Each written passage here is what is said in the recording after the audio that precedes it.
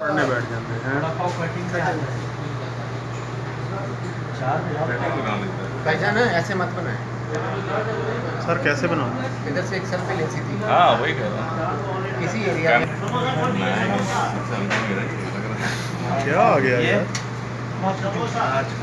अच्छा, वो राज कचौरी है। ये दही बड़ा, दही पूरी, ये दही पूरी, ये आलू टिक्की चाट, आलू टिक्की चाट, टिक्की चाट, वो हेलो दही जी बड़ा, भाई चम्मच दे दो एक दो और। है कड़ा है। केड़ा एक और चीज मिस ये राज कचौरी आप भाईजान चम्मच ये दोनों अलग अलग चीज़ है क्या? और ना तो सानू भुल गए सारे हैं। Enjoy the real taste of adventure. Abdullah भाई साहब लेके आए नहीं ढाबे वाले मेजबान। अबे रुक जरा, उधरों क्या बात है है जनाब। फोटो निकालेगा? ये भी बताएगा घर वालों को खाना खाने आए इधर।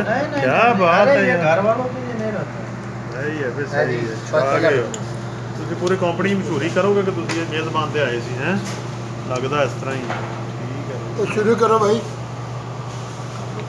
अमेजिंग यार, अमेजिंग है यार। लो जी, ये फूड पॉइंट है जनाब वाली। इसको ये इनके बीच में ये एक बार हो रहा है दूसरे आइटम एक से बढ़कर